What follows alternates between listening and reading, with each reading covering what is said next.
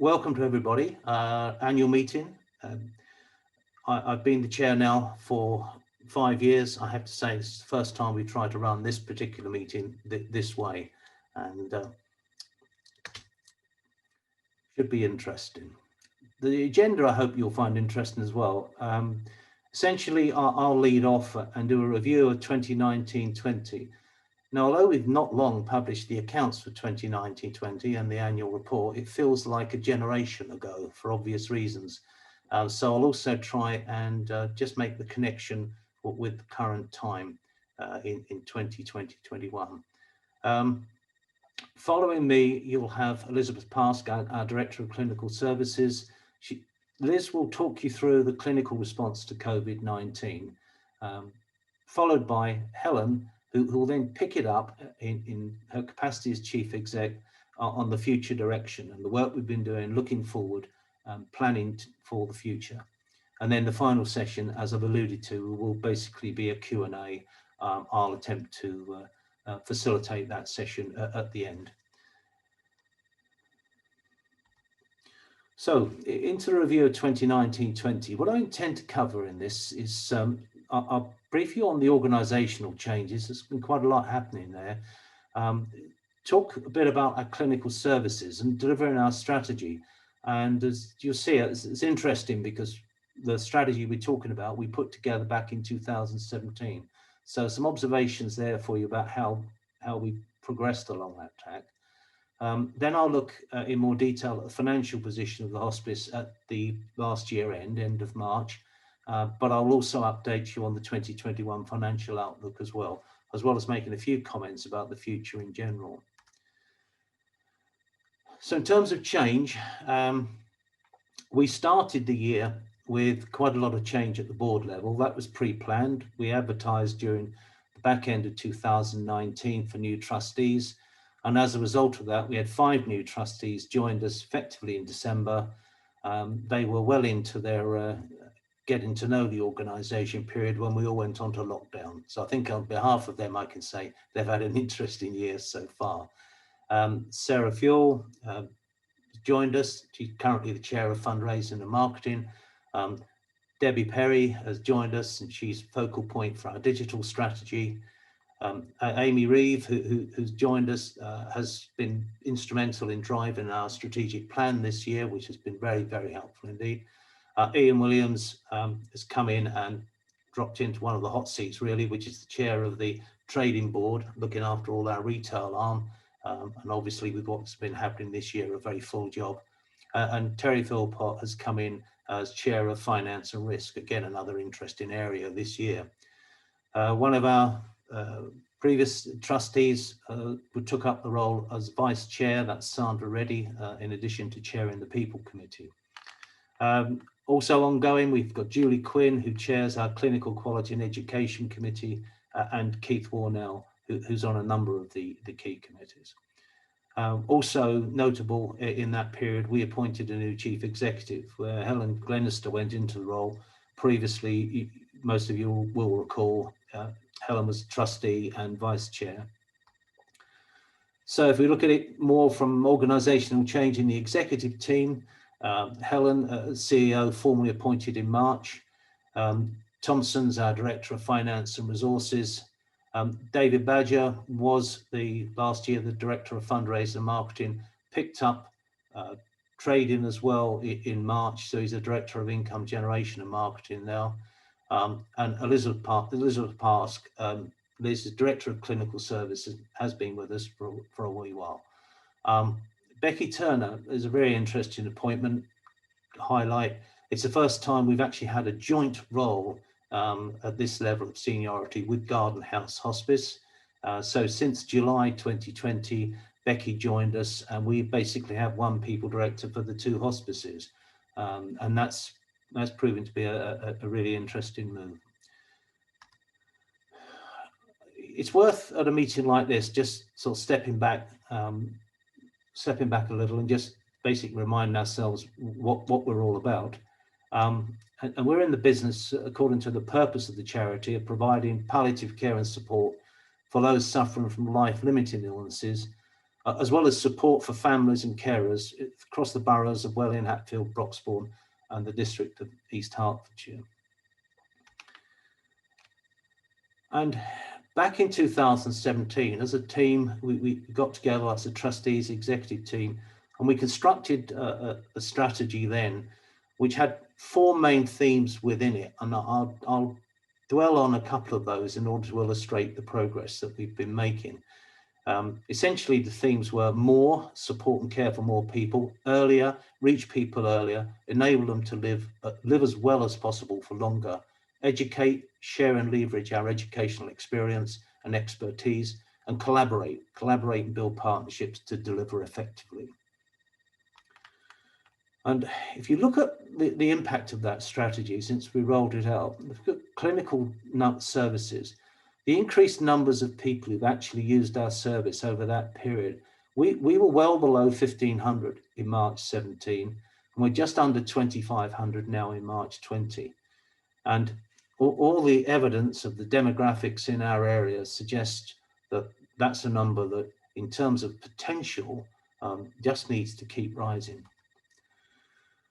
Another very interesting point to note is that if you look at this pie chart, the key message here is that only 11% of the people that we're in contact with and supporting are actually going through our inpatient unit. It's still the case that many of our supporters and stakeholders still believe that hospice is all about the inpatient unit. The stark reality is very, very different. 89% of our care is delivered in the community setting, with the predominant amount of that being at home. Again, another interesting story. Back in March 17, we said we wanted to communicate with a lot more people, and in this theme of essentially helping people to live well in their latter years. And the growth of the activity and living well with our centre at Hall Grove and our 3 regional hubs that we've got was really spectacular. And as you can see, back in 17, we were just over 1,000 people attending Living Well. And by the time we got to the end of March 2020, we were over 6,000 people engaging with us. It was a tremendous success story, and tragically one which was the biggest casualty when we got hit with the COVID. Another interesting one, which I think is very, very important, although the numbers are smaller, the value delivered here in the family context is huge. And this is really tracking the family support work that we're doing. And it took us a while to build it. We've always had a solid base, but you can see the direction of travel now. And that was in March 20. And I'm sure when we look at the stats in retrospect for 2021, as a result of COVID, the growth in this area will carry on. Finally, another couple of interesting and I think very important statistics. If you go right the way back to 2018, 74% of our patients were with cancer and 26% non-cancer. If you look back in March this year, it was 54% and 46%. And that tells you such a lot about what is happening in the community in terms of, more and more complex life-limiting conditions that we as an organisation are doing our best to help with. And also the average days from referral to death, it comes back to that theme in our strategy of earlier. Back in 2018, our average days from referral to death were 90. And by March 20, it's up to 120. Interesting facts and positive facts of that. That's all about service. At the end of the day, the service only exists because of the money that goes together from all the various sources. And I thought it'd be worthwhile reflecting at this meeting today on not just last year, but what's been happening as a trend. And in a moment, I'll go on to talk about 2021. If you go back to 2018, we had a particularly good year on legacies. It's one of the big variables, obviously, in the hospice world. Very unpredictable source of income, very, very vital. But back then, we had an income of about 7.7 million and that exceeded our expenditure by about 780,000 plus. In 2019, it was less good a year on the income side, particularly the variation on legacies. And in addition to that, our costs rose, various things across the piece, and we made the investment in the charitable activities in terms of the clinical services that we needed to reach those increased patients. As a result, it was a poor year indeed, and we ran out about £1 million negative in that year. We had the reserves to cover for it, but at the end of the day, a very disappointing result. In 2020, again, a not outstanding year in terms of legacies, a lot more emphasis there on controlling cost. You'll note that the cost of the charitable activities, i.e. the clinical services, was capped at that point. Cost of raising funds in that year still started to rise. So we still ended up with a deficit, the end position, not good, not from my point of view and the board's point of view, but perhaps key then to go on quickly and talk about what the details sitting beneath that. Fundraising itself delivered almost 100%, 98% of its budget. Our big weakness was in the retail area, where ultimately we achieved 73% of budget, mainly driven by delays in opening shops compared to what the plan was when the budget was set. And when the new shops opened, they just didn't perform as well as had been expected or predicted. Obviously, both fundraising and retail were affected by the March lockdown, albeit not to a great deal. The legacy in that year only delivered 72% of the budget planned and was another obvious vulnerability. Expenditure, on the other hand, throughout the year was very much well under control. A number of cost reduction measures were taken and implemented very effectively. And worth noting that we've got a reasonable asset base, but it's dominated really by property. So in terms of cash, the board took the view that we needed to create some extra cash, and we sold one freehold of a Hatfield shop on a sale and lease back to support the cash flow. Those decisions all related to 2019-20, and obviously right at the end of 2019-20, the world changed. And if we're looking at it purely financially for the moment, the outlook for 2020-21, despite COVID-19, our outlook overall is indeed positive and strong. I'm delighted to say that along with all other hospices, government grant support was substantial, 1.35 million for the charity, another 300,000 plus for the trade-in subsidiary coming in through the local councils. Trade-in itself, i.e. the retail side, particularly with the second lockdown, remains a concern, but we are forecasting conservatively. So in financial terms, the risks in our performance for this year are low. The legacy performance, I'm delighted to say, for the year is very strong. It's very much one of the better years, and we will perform significantly better than budget in that area, which will greatly help strengthen the balance sheet as well.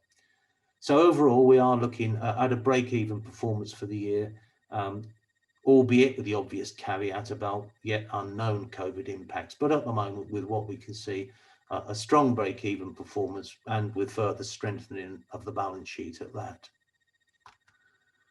Which leads me to one thing which, as chairman of this organisation, I'm always appreciative of our people, but in 2020, it's taken on a whole new dynamic. The challenge for everybody, whether that's our staff, our volunteers, the supporters, the donors, the other stakeholders that we've been working with, it's never been a bigger challenge around. And I think it's an appropriate point at a meeting like this for me just to say a huge thank you to our staff, yes, but then we often do that as well, try to do it regularly. To our volunteers, of course, but also to everybody else that's represented here today. We've got representatives today on this call, major donors, we've got all sorts of other stakeholders.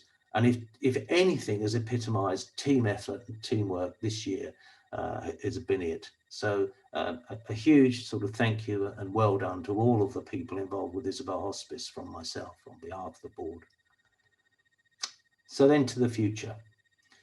Yes, it's a challenging environment, but in the middle of that challenge, hospices really did prove their worth during the crisis in so many ways. We are aware that the income from the NHS is currently 30% of the cost of our clinical services. It's been like that for a long while. I think one of the impacts of the crisis, without a doubt, has been it's really changed how we all look at each other, how the NHS look at hospices, how we look at the NHS, the techniques we've had to use, which Liz will talk about in a little while, in order to deliver our care, have dramatically changed. So the whole world is really changing very, very fast in the hospice space at the moment. And from a board point of view, we are looking hard constantly at ways of delivering a long-term sustainable charity, which focuses ultimately on the thing that really does matter, which is how many pence in every donor pound go on patient services. So it means we're driving down every area of cost that we can so that we're able to spend every penny we can on patient services. In addition, we're working very hard, and I think very successfully now with the NHS, seeking to ultimately get stronger support, i.e. more money long term. But it's all about realigning and recognising what happened during the crisis and making sure that we deliver what they need, what the community need. And that's what we're all about. And I'm delighted to say I think we're progressing well in that area. We are working, myself, other members of the board, with other hospices nationally, regionally, locally, and we're all about this drive for transformation. We have to change. We've been in a hospice model has been around for 35 years since the vision of our original founders put it together. But the world is changing fast, and hospice service, like all other services, needs to change quite a bit if we are going to transform and still be sustainable in, say, 10 and 15 years' time. To that end, as a board, we believe it's right. We consider all options. Collaboration's been in our strategy publicly since 2017. We've done a lot of that. We look at any time forms of collaboration. We would consider, and we actively consider, the potential that may emerge in future years from mergers, other strategic partnerships. I think it's right and proper that the board, on behalf of the charity, look at all options with the view of creating and sustaining a strong charity in the long term. So bottom line, these are challenging times, but I referred to it, that the support we get is fantastic from everybody. And with that ongoing support, my own view, the board's view, frankly, anything is possible, and it undoubtedly will be. So flicking on now to the next stage of the agenda, Elizabeth Pask, as our Director of Clinical Services, is going to give you her insight into the clinical response to COVID-19. Thank you. I look forward to talking to you at the end of the session. Hi, everybody. I'm Elizabeth, and for those of you who don't know me, and I'll just attempt to share my screen.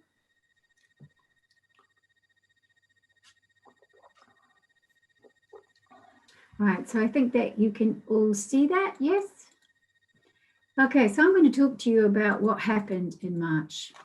As you all know, and the same thing was true for all of us, around about March the 23rd, everything changed.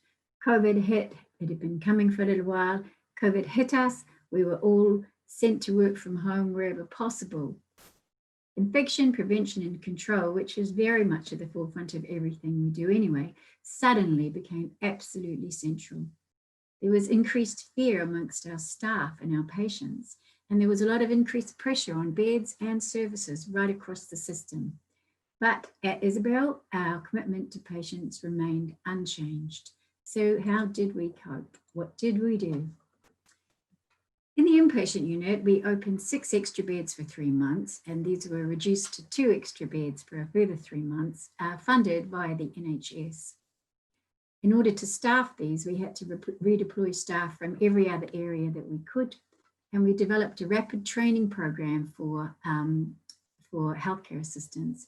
This rapid training program put people on the floor within 5 days with a qualification that was mapped to the care standards. So we're really proud of that. And we developed a standard operating procedure to guide safe working, because this was new for all of us. Infection control was at the top of the agenda. Testing was a real struggle. I don't know if you can remember, but back then, the only people who could get a test were patients in hospital. So we were working blind for community-based patients. Because we had 14 beds and we don't have 14 single rooms, we had to look at cohorting. How could we care for 14 people and prevent any infection transmission from one to the other? And how could we handle visiting? You know, hospices are welcoming, hospitable places where people and their family and the people that they care about can spend those last weeks together. And yet here we were having to say one visitor at a time, one visitor in 24 hours. And for people with COVID, initially no visiting at all. Luckily, we were able to move from that quite quickly and facilitate visiting quite discretionary towards the end of life. But first and foremost, second and last was safety. The safety of our staff and the safety of our patients. You can see here that with the extra beds, we certainly had extra admissions. And you'll see all of the graphs that are in this presentation run from February to July, just to catch that peak period. In the community, the clinical nurse specialist team worked immediately to go remotely. So everybody has been working remotely from home using telephone and video consultations. We took on the palliative telephone caseload from the district nursing services to release some of them for more frontline duties. And we saw a massive increase in advice line calls. We think that possibly this was due to reduced access to other services. And again, we had to work out our operating procedures. How could we work as a team despite everybody sitting inside their own little homes and caravans and bedrooms? How could support come to that team? How could they access support? What is a remote consultation and what are the safety concerns that we might have to think about? For example, if I'm talking to a patient at home, I can't see who's with them. I can't tell if it's safe for them to speak openly. And how could we access face-to-face assessments when they're required? And at times they are required. The solution here was to work, the clinical nurse specialists to work more closely with the rapid response and enhanced hospice at home team. You can see here that although on this graph, the gap doesn't look too big, at its peak here, there was more than 200 extra contacts a month being made. And I'd just like to point out that, as Rod said, we've made a number of efficiencies. And so this extra work here is on the back of less staff doing that work. It's a real testament to them. In our hospice at home service, which obviously we also have an enhanced hospice at home service and a rapid response team, safety had to be our top concern because this isn't a controlled environment. This is people's houses. We don't know who's in those houses. There wasn't testing available for community-based patients. We don't know who their visitors are. We don't know who comes in and out when we're not there. So infection prevention and control was at the top of the list again, as were logistics. So we quickly decided at the beginning to treat every encounter in the home setting as though it was in a COVID positive environment.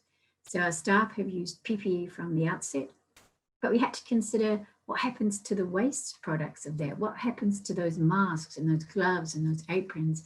How can the family safely dispose of those things? What did we have to teach the family in order to do that? We weren't able to send staff out doubled up in cars anymore. They had to go separately. And as I said, testing wasn't available in the community at all for the first several months. It's still not easy to get, actually. A lot of our patients who would have taken personal care from our hospice at home team, our standard hospice at home service, they didn't want it. They were afraid to let people in. They wanted to minimize traffic going through their houses because they were afraid of the risks that we would bring things in. But on the other hand, we saw a massive demand in rapid response. And part of this, as I say, was to support the clinical nurse specialists doing the face-to-face assessments, but a lot of it was just crisis because people couldn't or wouldn't access their normal providers. And you can see that in this graph, because although the margin isn't so great, the increase year on year, but when you think about the fact that they were turning down personal cares This growth is almost all in our enhanced hospice at home and our rapid response team. Family support, that's the counsellors and the bereavement support workers, immediately changed to remote working. They offered telephone and video consultations. And what's been really interesting for us to see is that 90% of clients prefer a telephone consultation rather than a video consultation. And we're trying to unpick that. We offered bereavement support to those who were bereaved by COVID, no matter where their person had died. And all our children's services went online. Now, I don't know how many of you have got children and teenagers, but they're always on screen, aren't they? So the children and young people took to this like ducks to water. They loved it. One-to-one consultations, group sessions. We've got drumming sessions going. We've had more children attending our children's groups, children and young people's groups, than when they were face-to-face. So this is a fantastic change. The downside, though, was the increased intensity of work for counsellors. Because in a normal day of a counsellor, they'll have a session and then they'll have some travel or they'll be doing something else. But now they were working at home on the telephone, talking and counselling non-stop. So they've had to learn, and we've had to help them learn to put in some boundaries there. Rod showed you a slide earlier showing the increase in family support activity over a period of years. Now, if you look at this from February to July, this is also showing us an outstanding growth. And part of our clinical efficiencies has been a reduction in that team of 2 headcount. So this work is being done by a smaller team. It's incredible what they've achieved. Living Well services, as Rod said, have undoubtedly been the greatest victim of COVID-19, and nobody could be more upset about that than we are. We developed a fabulous, thriving service across 4 locations, meeting the needs of so many people. And with the cessation of group work, it all stopped literally overnight. We had to close all 3 of the distant hubs, and we kept the whole Grove building going for the staff to work out of. And from there, they maintained telephone and video contact for every single person on our books. They developed exercise groups that could be delivered virtually, and we're running a fatigue and breathlessness group virtually. And we found that a lot of people would prefer to watch a video on exercise or relaxation in their own time. So the team have made videos and shared those with the patients. The staff had been redeployed, a lot of them, to the inpatient unit. It was really, really tough in Living Well, but gradually we're reintroducing one-to-one sessions. You can see there the impact of COVID on our Living Well services. In the education department, we redeployed the staff. We had to cease all face-to-face external education immediately, not only because of the risks of infection, but because we needed the staff in the inpatient unit. But rapidly, we developed a virtual care home education, which has been hugely well received. And that's a sector that can't be underestimated, their needs. They've had a really, really tough time during COVID. And once the staff didn't need to be redeployed anymore, they have turned their hand to developing virtual external education. This has been incredibly successful, running days on symptom management. We've run days on advanced care planning. We had a student study day where we even had somebody attend from America, because you can virtually. And also we've successfully delivered our program to people working in schools dealing with children in loss and bereavement. There's been so many challenges that COVID brought about. The biggest one was the fear, and it's so absolutely reasonable and understandable that people should have been so afraid in the beginning. We didn't know a lot about this virus. We hadn't worked in this way before. Initially, access to PPE was like a day-to-day struggle. It was hard, and there was doubt about the status of people until we could test people. All our patients for a long time now have been tested on admission if they've come from the community. But at first, we didn't have that available to us. And there's been a big impact on our volunteer workforce. A lot of those people were in categories that had to be shielding initially or for several months. We had to protect them, keep them safe. And some roles seem to have disappeared, and some people seem to have disappeared. And staff cohesion when we're working remotely is difficult. We can Zoom all we like, but it's not the same as seeing people. So we had to develop new ways of being cohesive. And all of these remote consultations, we had to ask ourselves, are they effective? Is it what people want? What do our patients think? So to that end, we devised a survey that was shared with every single recipient of any kind of remote consultation. We've shared this survey around via the Hospice UK network, and several other hospices are using the same survey, and we're aiming to pull together all the findings and analyses to develop a peer-reviewed article to drive our practice going forward. So we asked them how we kept in touch, and as you can see, by far the most people, 86%, had telephone consultations, and only 3% had video only, 11 had both. But this isn't because we couldn't do the video consultations. This is because most people prefer the telephone. And we're sort of developing a theory that maybe it's they don't like looking at themselves when they're talking. It's quite distracting when you first do it. We wanted to know if they were satisfied with the care that was given during that consultation, and they absolutely were. We wanted to know what they thought about the future. And as you can see, they're happy to have more remote consultations, but they're happiest if they can have a blend of telephone and video together with face-to-face meetings, which is entirely appropriate, but it's still a big change for us. And most importantly, have you felt supported by Isabel during the pandemic? And yes, they had. And really, at the end of the day, that's what matters. So what next? We're reintroducing face-to-face visits in the clinical nurse specialist team, the Living Well team, and a family support team. But we do want to retain the gains that we have achieved by working remotely. This has made so many more contacts possible, and it's working. So rather than just sliding backwards, we've developed guidelines for each service to guide that blending of the modes of consultation, to know and to be sure when a face-to-face assessment is really necessary. In the inpatient unit, we'll keep to the 8 beds because we've got recruitment challenges. Nurses aren't moving around much at the moment, or they're certainly not moving into hospices. We've got the risk of winter illnesses facing us. And we've got an increased risk of staff absence posed by track and trace and potential school closures. So we've got to stick with the 8. In Living Well, we're increasing the number of one-to-one consultations. The team will grow further Zoom sessions and develop further videos. And we are allowed now to have small groups. The government has said we can have up to 15 people as long as they can be safely socially distanced. So we're starting now to look at how we can put small groups back together rapidly. And then we're going to sit and have a good think and rebuild those services over the next year.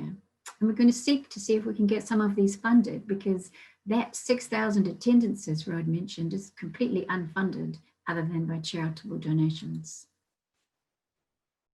And in our planning for the future, we're looking at our clinical strategy. Helen will take us through the organisational strategy development. And parallel to that, we've been running a program with the clinical services to understand what our strategy is. And following on from the organisational objectives, ours flow out to be, as you can see them here, enabling an outstanding patient journey, engaging and integrating with the wider health and social care economy, empowering staff to deliver that outstanding care, and engaging to empower a compassionate community. So that's how we responded to COVID, and I'll be happy to answer any questions later if anybody's got them. But for now, I'm going to hand over to Helen Glenister, our Chief Executive. Thank you, Liz. Good afternoon, everybody. It is lovely to see you all here at our annual meeting. I mean, before I start to talk to my slides, I would just like to share a short video with you, which was recorded last week. It just gives a snapshot of some of the changes that have happened.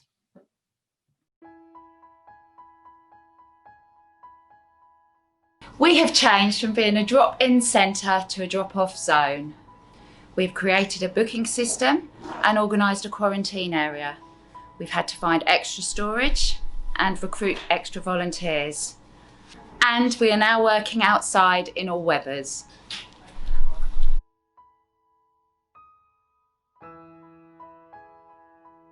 What's changed for us on the front line is absolutely everything. We're still caring for our patients. We're still able to care for them in our inpatient unit. We are still looking after them in our Living Well service, and we are caring for them and their families in their own homes. What's changed is how we provide that care, how we keep people safe and how we meet their needs in spite of the risks that we face. We now use PPE to protect ourselves, our families and the people we care for. We now conduct some of our care virtually. There's still a face and there's still a connection at the end of that for our patients and their families.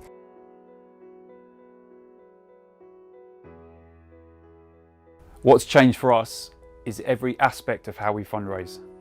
Since April, there's been no events across the board. So no marathons, no swims, no walks, no jogs, no runs. We've had to adapt to this by pretty much making everything virtual. So virtual tea parties, virtual challenge events, virtual Steptembers, encouraging people to walk as many steps as they can in the month of September. We just had to be quite creative in a very changing environment. And basically asking our supporters to continue to support us in any way they can by offering personal challenges across the board. Our supporters have been fantastic in this period, but it's been a very challenging time.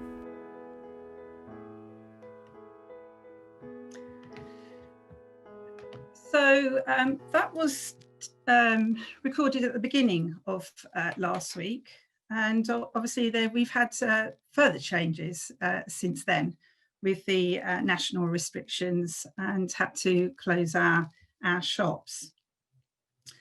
So I'm now going to talk about the future direction of the hospice for this year and looking out a bit further. So what the board asked us to do very quickly, and we all did it together, was, think about this COVID and where we were, and think about, do we need to revisit our strategy? And indeed they thought, yes, we do. We need to look at our strategy and see if it's still right in this post-COVID world. So what I'd like to do today is to share with you some of the strategic themes that have come out of those discussions. I will allude briefly to the financial situation, although Rod has already talked about that, but there's a little bit of extra information. And then I'll go on to talk about the challenges and opportunities for the future. So in developing our strategy, we did a situation analysis. We looked at the political elements, looked at what was going on around us, thinking about the integrated care system involving the NHS and local authority. We also looked at the economical factors, thinking about, how much money is going to be around in the future and in relation to the support that we need to deliver our services. Also societal factors, looking at the growing population in our patch. People living longer with more comorbidities. You've seen in some of the data how our patients are not always those with cancer. In fact, it's getting closer to a 50-50 spread, and also the impact of COVID-19. Also looked at technology. Oh my word, haven't we moved forward with technology in all sorts of ways? And here again, it was thinking about what could happen in the future. We looked at the legal implications. Obviously, we're regulated in terms of our quality of our services by the Care Quality Commission. And we looked at the environment, thinking about, how can we add benefit to the environment and what's going on. After doing that, we then looked at ourselves, looked at Isabel Hospice. What are our strengths? What are our weaknesses? And then thinking about what was going on in the external environment, what are the opportunities for us and what are the threats? Having done that, we've already heard about the strategic themes that we identified back in 2017, we asked ourselves, the board asked ourselves questions. Does all of this make sense in a post-COVID-19 world? What have we actually achieved? Which of these perhaps no longer serve us? Also, so important, are they relevant for the whole organisation? And what themes have emerged from the situational analysis that we've done and the data gathering? The board also looked at thinking about what is, you know, our strategy. What does strategy mean? So a strategy is a plan to achieve one or more long-term goals under conditions of uncertainty. And I think that particularly applies at the moment in this post-COVID world.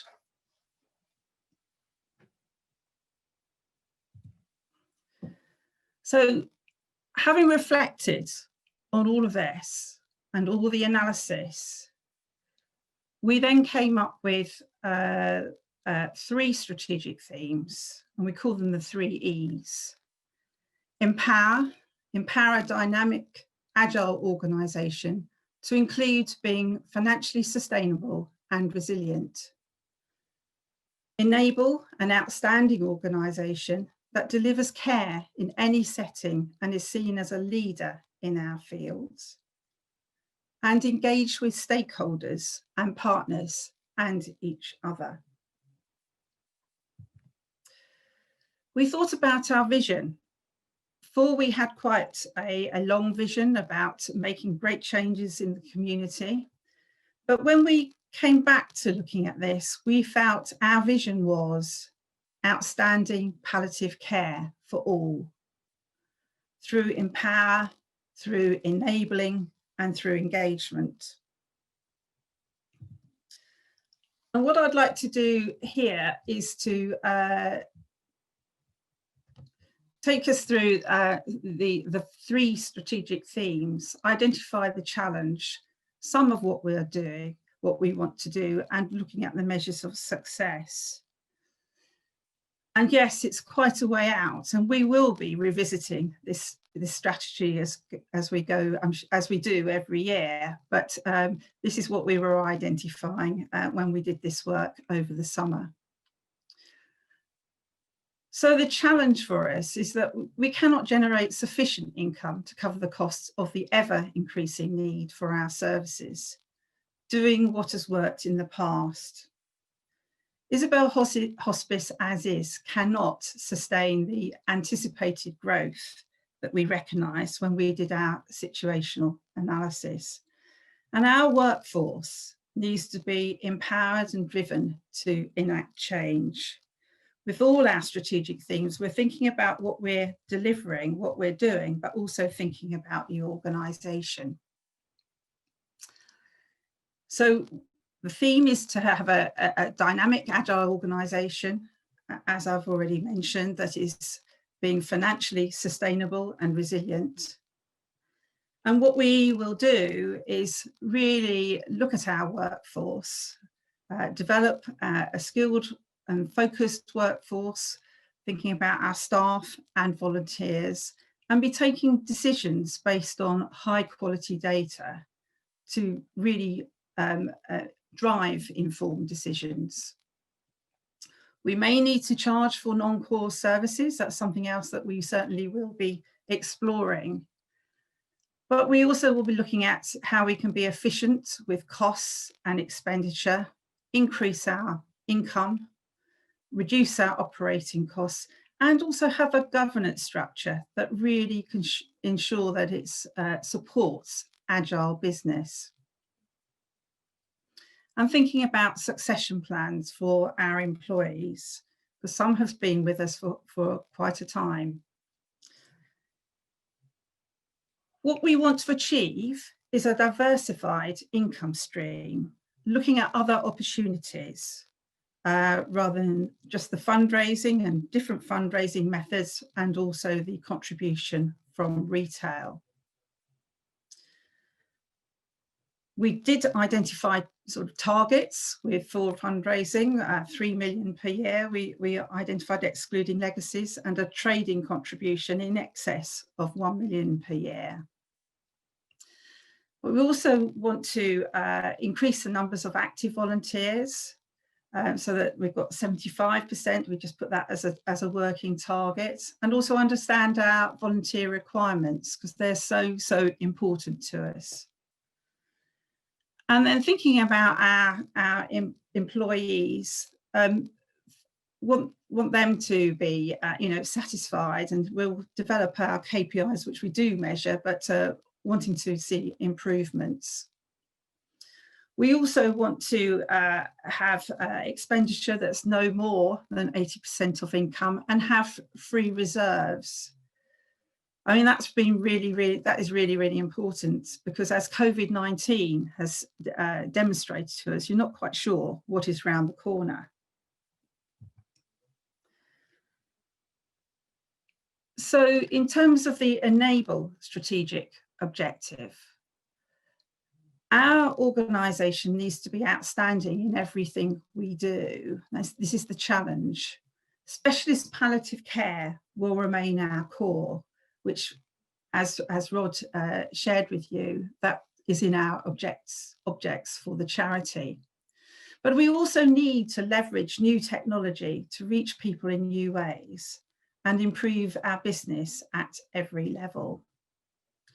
So we will want to build on the new and novel ways of engaging with system partners that have already started with webinars and virtual sessions. Look not totally to all virtual community care, but as Liz has talked about, have a blend. Thinking about our people, we want to be an employer of choice. And we also want to find new ways to understand and measure patient satisfaction. Now, from all the feedback that we get and all the data that we look at every month, we feel our services are outstanding, but we can't stay still.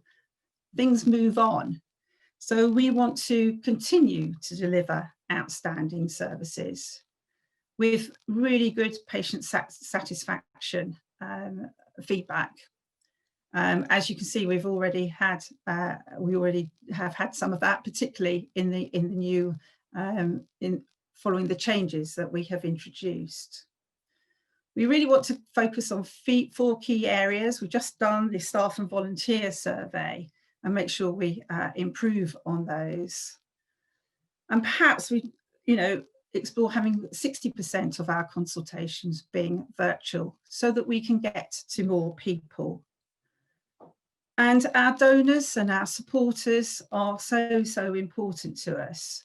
So we really do want our donors and also to have positive experiences with us. The third strategic objective is all around engagement with our stakeholders and each other. And we need to find ways more so to collaborate successfully with other hospices, with NHS, with the universities, and also ensure better internal collaboration to support this.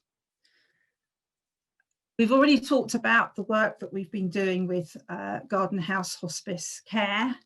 We're already doing a number of projects and collaborating, but is there a question about whether we should merge with this hospice or even another hospice or charity? We also want to work with the NHS to deliver valued services that they're really willing to fund. We feel that we can help the integrated care system meet their objectives by some of the services that we have. We also want to collaborate with external partners. I've mentioned the University of Hertfordshire, and benefit through economies of scale through working with others. also investigate outsourcing and really build partnerships with our local organisations to enable a real strong community presence and drive awareness of the hospice. So it would be great if by 2026, the increase, we had an increased level of NHS funding for a wider range of services that are really valued. We feel we should have developed further partnerships with various organisations, and also be having improved employee survey and volunteer internal communications and survey results, which is, as I say, all the way through this is the wider world, but also the internal focus for our charity. Now, Rod has alluded to the financial challenges for 2020-21. He's mentioned about the retail contribution, which was led us to close our shops in March. Then we reopened them all, and now we've closed them again last week. And the fundraising events that were had to be cancelled, and that was, as is mentioned, leaving us with the net effect of being just over £1 million on budget at the mid-year position. But we've had help through the various government grants, which are mentioned here, and which a major legacy, which has helped us a lot.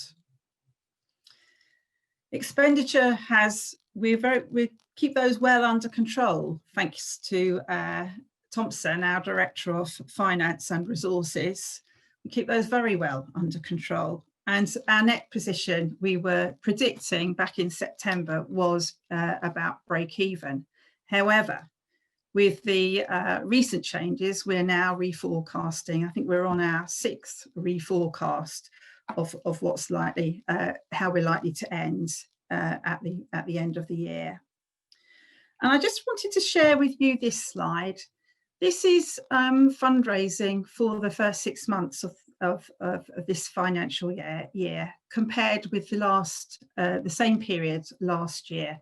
And I really wanted to demonstrate to you or show you how the income from events dramatically reduced from 1920, the blue bar, to 2021, and how the amount of individual giving was much, much higher in 2020-21, partly due to our appeals. And I really want to thank the community for how they have supported us at this time. It really has made a difference for us. So what are the challenges beyond 2021? Well, we really do want to, we want an income to maintain and increase our clinical services. We would love to have Living Well back to where it was when COVID-19 allows. We also want to maximise the amount of income that's spent on clinical services using technology and business intelligence to really improve the efficiency of our operations.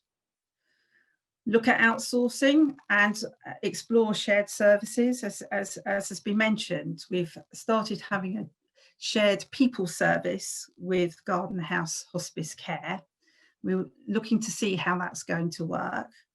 Want to explore other collaborations and possible mergers. Definitely think about more diverse income streams and increase retail contribution, and build our reserves. So important. And I've put this slide up because, yes, we've got the vision of outstanding palliative care for all, but this needs to be delivered by empowering, enabling and engaging. And if we just go through thinking about the different groups in the different boxes, thinking about our community, our supporters and donors, We're so, in debt to them for all they do in terms of fundraising and supporting us and providing time for us so that we can deliver and be, with our partners, outstanding palliative care for the community. Corporates have a role to play. Also, the other charities who we've been successful in getting grants from to support us. And then the NHS is interesting because they, as has been mentioned, they fund 30% of our clinical services through the clinical commissioning groups. But we also need to work with, and we do work with our partners to enable us all to work together to deliver outstanding palliative care for all. The acute trusts, the community trust, also the social enterprise is, for example, thinking about Hertfordshire urgent care. Also working with local authority and other partners, thinking about the nursing homes where we've had such a role recently over the COVID experience, which Liz has mentioned.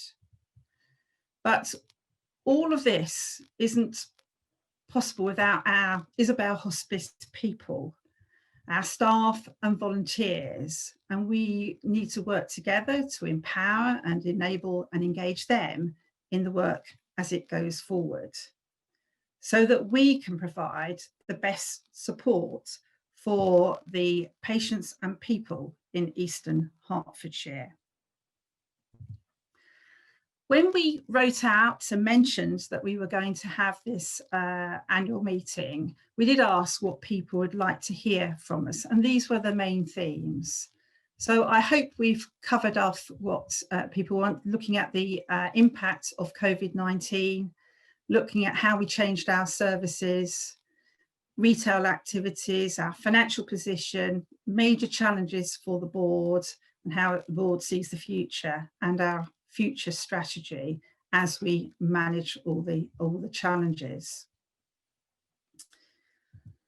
So hopefully I've given you some insights into the future direction of the hospice, where we're going, and the strategy refresh that the board felt that we should do in light of COVID-19. And I'll now stop sharing my slides and hand over to Rod, who's going to manage the Q&A session.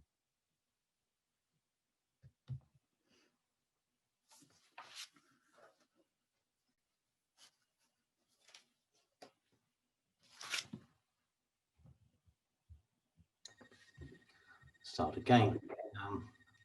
It's wonderful, the ability to talk to yourself in a room as big as this. So thanks to Helen, thanks to Liz for the updates and the comments. And it's, if you go right the way back to when you all received your invites to today, one of the questions that was tucked in there was there anything specific that you wanted to ask us about on the night? And we have a number of those questions that I can certainly table, and between us we can give you answers to. I've had a look. There's no sort of burning questions coming through at the moment on the chat box that I've seen, and we have a support mechanism using WhatsApp in here, so I've got people who can tell me that that's different. So I'll work through if I may, just a few of those questions. So I think the questions and the answers will be of value to the whole team, and then we'll just pick it from there and see how we feel at the end of it. So take the first question, and it's something that's flavoured through everything that all of us have said this afternoon. And the question specifically was, how does the collaboration that we're doing with Garden House benefit Isabel in the present and in the future? And I think we've touched on that during the presentations, but just to sort of sum it up, I mean, first of all, we've been working in collaboration with Garden House as our local partner for a number of years on education programs. We apply for funds together, for example, Compassionate Neighbours and medical services. We've worked and it's enabled us to provide better services directly or indirectly to people in our joint localities. We are currently planning joint fundraising events, obviously with an eye to the future, which will reduce the costs for each hospice of organising the events. And we've been able to apply together for joint funds, which just wouldn't have been possible if we'd have applied on our own. So to those that asked that question, I hope that provides a reasonably full answer.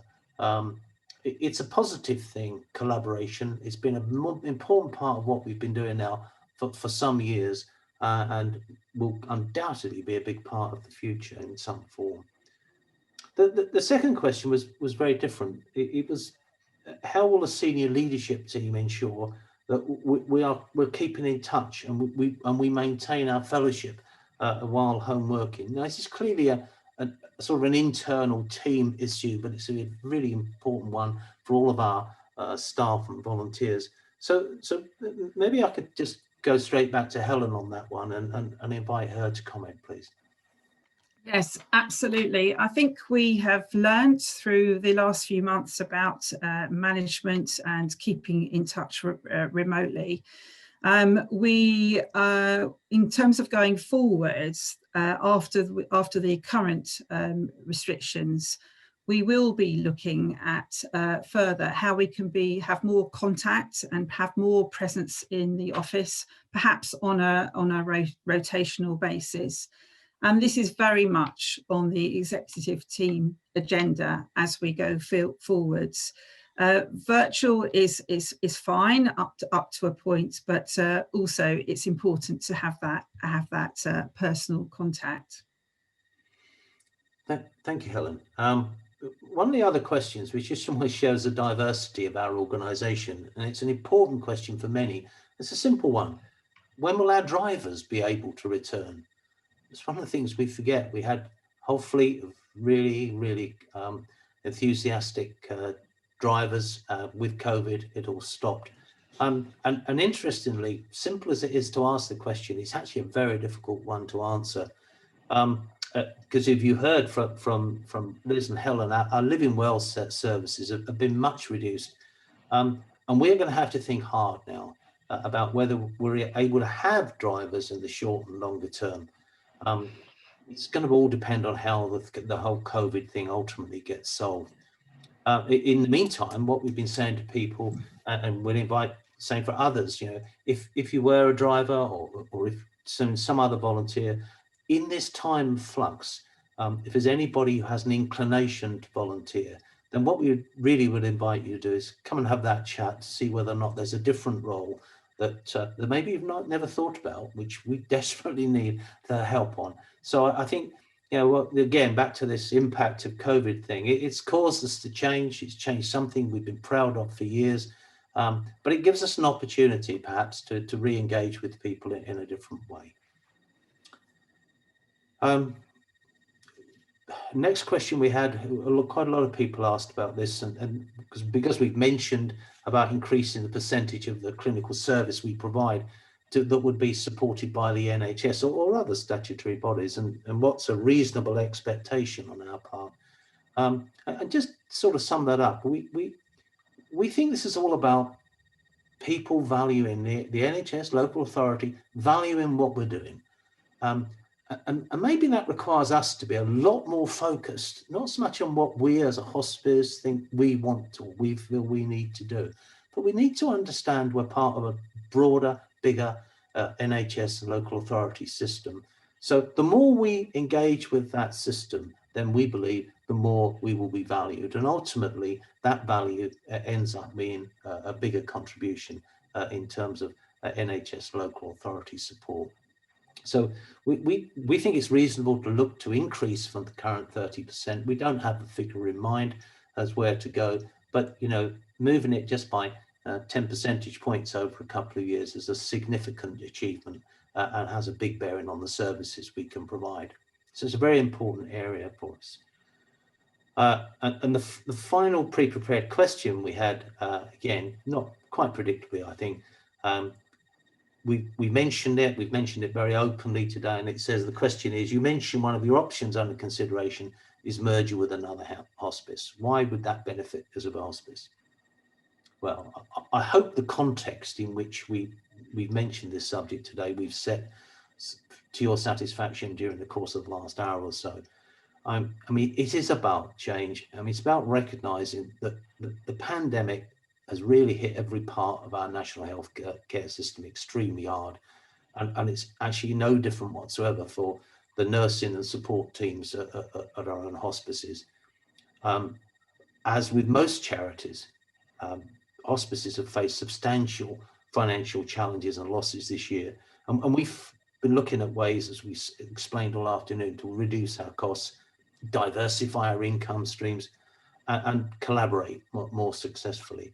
So it's inevitable that you look closely at working with your neighbouring hospices. And in our cases, we've already said we're working closely already with Garden House. Our fundamental reason to exist is all about the patients and the families of those patients. That's our primary concern, and rightly so. And given the fact that in the area we live, the demographics are clear, the demand for the service that we give in Eastern Hertfordshire is only going to grow. That's that's what happens when generations like people my age get through those later stages. So given that that's our primary concern, we don't rule out any option for the future. We believe, though, that one of the key things in all this, you've got to talk openly about what we're doing. You've got to be confident that you can communicate and make sure that people understand whatever we're thinking, that the people who really matter in this, which is our employees, volunteers, and all the other stakeholders, whatever there is to be said, that they'll hear it first and foremost from us.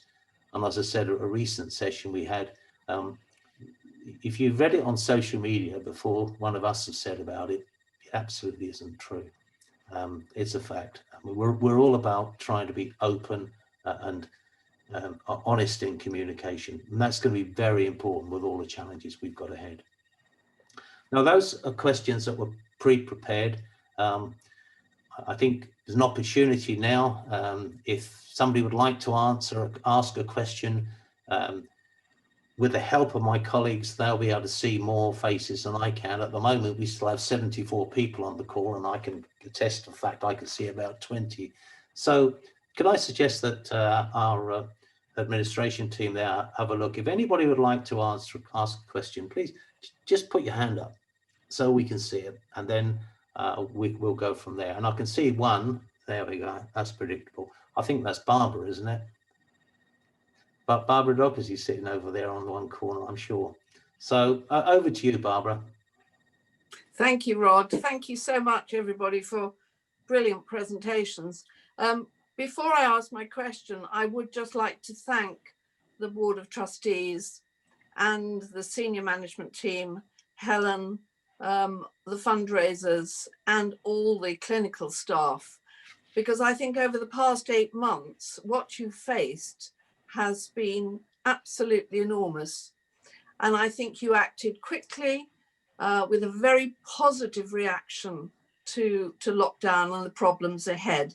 And on behalf of everybody, I think, tonight we should thank you for delivering such wonderful care to our patients and families, to continue to do that, but also from the fundraising point of view, from actually enabling everybody to either donate or to join into some very interesting and new fundraising project. So I would, on behalf of everybody, like to say thank you so much to the whole team. Thank you. My question would be, knowing what the clinical staff, the administrative staff, and those throughout the hospice have faced, I wonder what we've put in place in different settings to support our staff, because I know it's been difficult, and I know this will go on for a fair amount of time. And, I hope that there are measures in place, extra support for staff when they need it. Perhaps Liz could answer that. I'm sure that's right. Liz, would you like to answer it? Switch your microphone on, we're away. Okay. Well, firstly, Barbara, thank you very much. I think the clinical teams, all of the teams, have done an absolutely incredible job in a really difficult set of circumstances, and we're all really, really proud of them. it's hard, right? It's hard to put extra support in when people are working remotely, but a lot of things have been done. For example, in the clinical nurse specialist team and the hospice at home teams, they have a morning meeting where they're all brought together via Zoom. And then in the afternoon, there's an open social talk to each other session where their leads will answer any questions, just offer support really. In the inpatient unit, there's been extra supervision sessions put on so that staff have access to external professional supervision more often. And our spiritual care person has been holding small sessions in the sanctuary for staff. And she's about to launch a series of spots during the week where one-on-one people can come and talk to her about anything that's bothering them. We have really seen an uptake in supervision. We've had Helen attending some of the team meetings virtually. I attend some of their team meetings virtually. Luckily, I can go into the inpatient unit and over to day services now, so we can go and give individual support. Helen's been visiting, Thompson's been visiting, so we've tried to up the visibility, and going forward, we're trying to up that even more. And other than that, the thing I think that's missing is some social activities, because people need that, right? Work isn't just work. Your work is, we're working 8 or 9 hours a day, and the people that we work with, they're our close connections. We spend more time with them than we do with our family. So if we're not seeing them, it makes things more difficult. And also, we would normally have some kind of social activity to bring people together, especially leading up to Christmas. So that is a difficult one, which we're still grappling with. What kind of, do people really want virtual events is a tricky one. There are also, we've shared out resources that have come via the NHS for support lines that they can use for mindfulness programs. And we're planning a wellbeing month where we focus really hard on wellbeing, and we have remote sessions on mindfulness. We have face-to-face sessions. We're going to have staff drumming sessions. One of our counsellors is going to lead drumming sessions, and we're going to provide massages. This has only just been put on hold because of COVID, but massages by our volunteer massage therapists for staff so that they can have some extra relaxation. Thank you so much. Thank you, Liz. It's good to hear that so much is already in place. Thank you very much indeed. Thank you. We really, really care, and I think this is the truth for everybody at the minute, not just our staff, but particularly for our staff. They've gone through a hard year. They're tired, right? They're tired, and we just thought we were getting out of this, and now we're right back in it again. So I think their resilience is an absolute credit to them. Thank you. Rod, I wondered whether we could have Stuart's question now. Me, please. That's it. Thanks.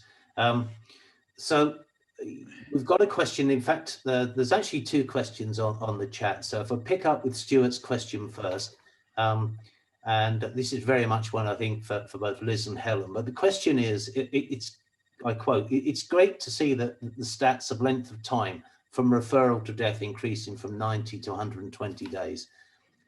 And as Stuart says, it's all about helping people living well as dying well and being involved in their care for longer. He's saying it'd be great to know how you've achieved this for people." So Liz, Helen, talk at the audience through it, please. Okay, well, Stuart, it's no one thing, right? There is no magic bullet. I can remember sitting in conferences 4 or 5 years ago thinking, they've done really well. How can we do that? What is the magic bullet? There isn't one, but there are a number of things we can do. I guess that one of the biggest things we've been able to do is we opened up our Living Well services. So you didn't have to be a patient to join. Not all services were open to everybody, but we offered a number of things that were open to anybody. And just as it goes, people come along because they're interested. They don't have to see themselves as a patient. And then later on, as things change, they're not so afraid of us. There's the cafes. We've had a lot of community development work going on where we've got people out there, not clinicians, not speaking medical, just talking about advanced care planning, talking about, well, you know what, life isn't forever. So that's made it possible for people to come forward. We've got the Heart Failure Project, which has been a massive success at increasing our non-cancer referrals. And that is working in parallel with the cardiology teams at the 3 acute hospitals so that cardiologists feel more confident to parallel plan, include us in the thinking. It doesn't mean to say everything's finished, it's just include us in the thinking. And then we've got the attendance at the gold standard framework meetings in primary care, where our clinical nurse specialists are able to say, well, hang on, how about a referral? We could help them. So we've done a number of things, and we will continue to do as many of those things as possible, because 120 days is the average referral to death, which means actually we've got people way out at nearly a year. Those figures are really growing. And the short last minute admissions to the service are, generally speaking, people in a hospital bed who haven't been recognised before and are referred very late. So I think parallel planning, getting the message out, increasing your non-cancer referrals. And the other key thing is that we offer self-referrals. Anybody can pick up the phone and somebody will take their referral. And maybe they're not very close to the end of life, but that people know themselves. They know when they need help. And it's a lot easier to pick up the phone and self-refer than it is to sometimes try and fight a specialist who doesn't want to see that the treatment is failing. So I hope that's some help. Thank you, Liz. I hope that's some way down the road, Stuart. No doubt, knowing you, there'll be further conversations. One other question that's come up on the chat line, it's coming to me privately, but I'd like to feed it back again. It's very much one for Liz and Helen. But the question from Alison is, advertised on our website are a number of vacancies. And through the presentation, it was mentioned about nursing staff recruitment. And the question really is there difficulties in staff recruitment and retention? And how do we attract staff? So very much one, I think, for Liz, supported by Helen, I guess. Well, is there difficulty recruiting staff? There are, something like 60,000 nursing vacancies in this country at the minute. So it's hard to get nurses. It is hard to get nurses. Once they're here, it's not so hard to keep them because it's a really good place to work and people can offer care that they really get behind and support. I would say that there is a cohort of nurses that we don't tend to be able to keep, and they are the younger or the newer graduate ones who come in, they're bright and they're ambitious and they learn a lot and they're fantastic. And then they want to go out and explore other avenues. And why shouldn't they? Because they take with them the palliative approach and that goes well in any environment. It's not so difficult to attract clinical nurse specialists because that's a really cracking good job, right? Where you're valued and your expertise is recognised and valued. So we've been fortunate in that way. And we're also generally fortunate to be able to attract allied health therapists, although if anybody knows a good physio, we'd really love to hear about it. And I think the thing to add, we're using different ways of recruiting staff so moving sometimes away from the more traditional ways. But as Liz says, many staff, once they join us, they stay with us, and sometimes they do move away and then come back, which is absolutely lovely to have that happening. I think if I may just add to that, I think one of the other things which is something for us to be proud of, really, we as well as all the usual channels when it comes to recruitment, we're really very, very proactive in terms of using Google adverts, LinkedIn, Facebook. We have a massive following. So it's amazing how really the whole social media thing is sort of changing this whole recruitment space. And of course, if you've got something good to say, then it does get around very quickly on social media, which is great. I think probably being realistic, we're getting towards the last couple of points. I'd like to bring one speaker back, one individual back in a moment. But before that, I just saw one question comes up, and I think that's an important question. And this is the one that Lynn has put on, which is talking about the lack of volunteer support now that our volunteer coordinators left and we're faced with people we don't know. will these volunteer support staff be introducing themselves personally to us in the future? Some volunteers who haven't worked due to COVID are apprehensive to return because they don't know anyone. Now, I'll just add to that. You've heard Liz say it, you've had Helen say it, you've had me say it, the volunteers are so important. So if this is on people's mind, we need to get it out there. So maybe I could look at that. I'm not sure who's on the call because I am only limited to see here. But if start with Helen, would you like to comment for me, Helen, on that one, please?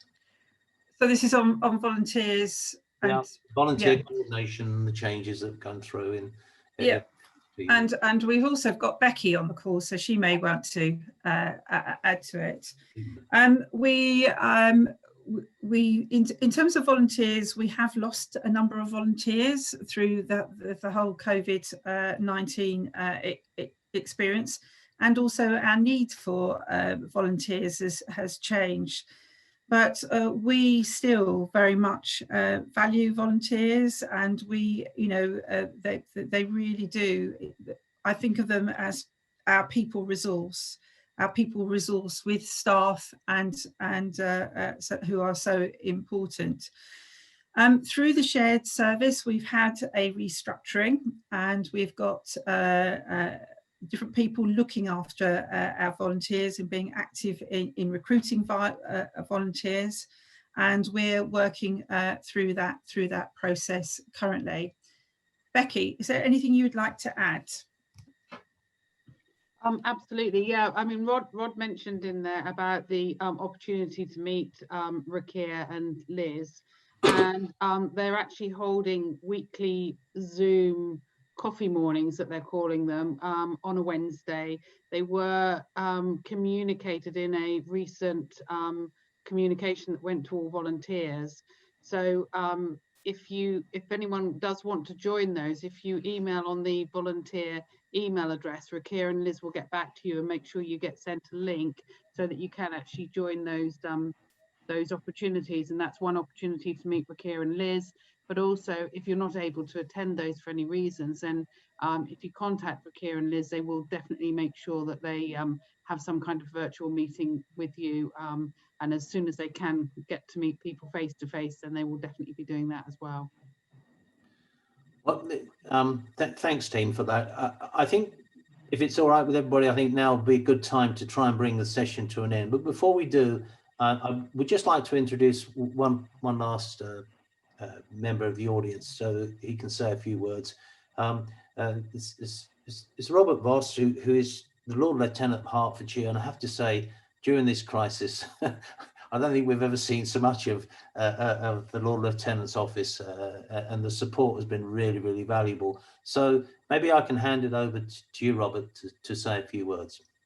Yes, thank you very much, Rod. And in fact, I did apologise that I would have to leave for another meeting, but I found this so interesting that I didn't leave. So I was with you for the whole time. I will have to send my apologies to the other meeting eventually. I just want to reiterate what has been said, that how valuable the hospice movement in Hertfordshire is, and particularly Isabel. As many of you will know, and I know at least one of the Deputy Lieutenant, Sally Burton, is on this call as well. The lieutenancy generally, we have a huge admiration for and concern about the hospice movement in Hertfordshire.